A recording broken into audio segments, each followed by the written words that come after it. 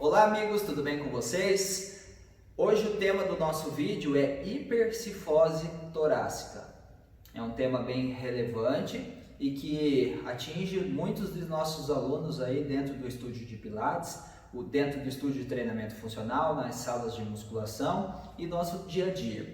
Então, hoje a abordagem desse tema seria para influenciar, para que a gente consiga saber como avaliar e quais estratégias tomar para tentar melhorar aí essa longevidade da coluna de nossos alunos.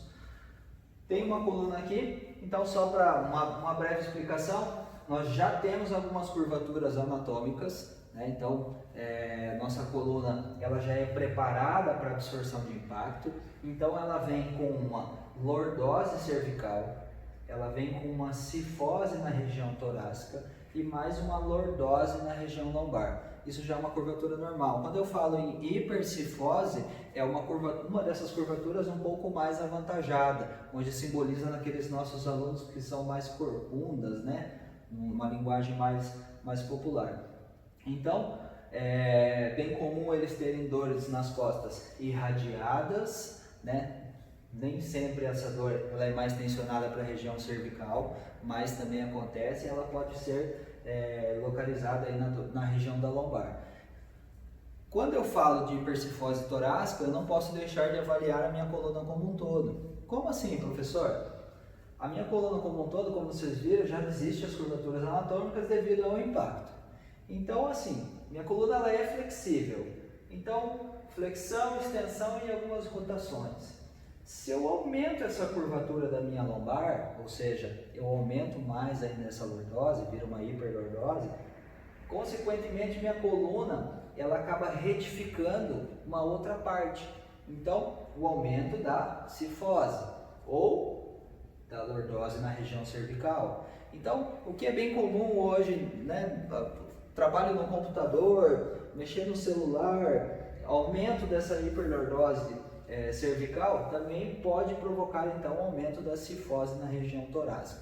Então, quando esse meu aluno ele tem uma região mais avantajada, eu devo avaliar a minha coluna como um todo. Então, peraí, professor, então você está me dizendo que se para mim arrumar às vezes uma hipercifose torácica, eu preciso avaliar e tentar estabilizar mais a minha lombar ou a minha cervical? Sim, porque a nossa coluna ela é como um todo, não tem como eu separá-la, não tem como eu trabalhar só a região torácica, eu tenho que trabalhar sempre o meu corpo como um todo. Então, a ideia hoje é a gente traçar essas novas estratégias. Então, nós sabemos que nós temos uma cintura escapular que envolve próximo da nossa região torácica. E a gente tem duas escápulas e essas escápulas elas deslizam para um lado para o outro para que a gente consiga realizar alguns movimentos. Então, qual que é o problema? O problema de termos, né, um aumento dessa hipercifose torácica, ele pode ser relacionado aí como mobilidade, número 1. Ele pode ter fraqueza em alguns músculos estabilizadores. Por quê? Os nossos ossos eles estão equilibrados um em cima do outro e os músculos que têm a responsabilidade de estabilizá-los e mantê-los em cima de um padrão. Então, mobilidade número 1, fraqueza muscular número 2 e músculos mais tensionados que geram desequilíbrios fecham a nossa cadeia número 3. Então a gente precisa, para conseguir avaliar primeiro esse nosso aluno, ter várias estratégias aí já em mente, tá? Então, se eu chego no meu aluno e consigo avaliar a mobilidade, resolvo a mobilidade, mas não tenho a estabilidade, não resolvo a situação dele. Então, o que eu preciso ter? Preciso ter várias estratégias dentro de uma mesma avaliação, tá? Vamos dar um exemplo para vocês.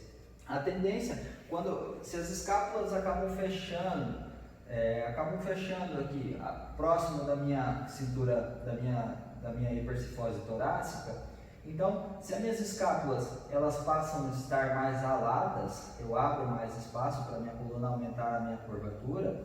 Então, se eu não tenho mobilidade na minha região escapular, consequentemente eu aumento também a minha curvatura na região torácica.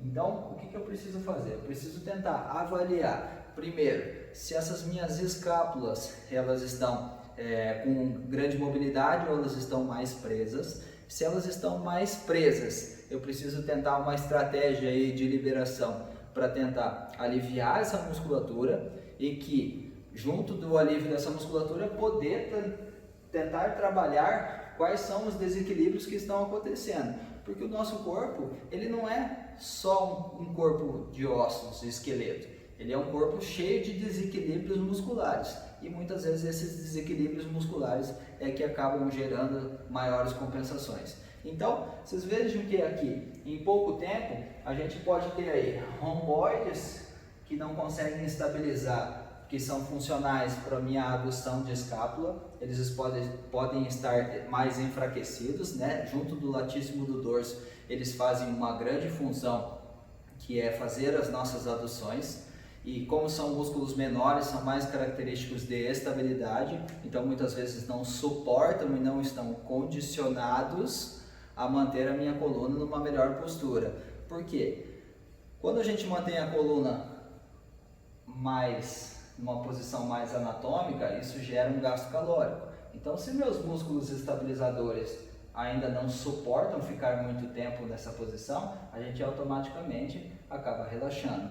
Então, a gente precisa tentar estabilizar nossos músculos estabilizadores precisam estar melhor condicionados, e os nossos músculos que geram força e mobilidade também precisam estar mais condicionados para que a gente consiga ter uma melhor postura.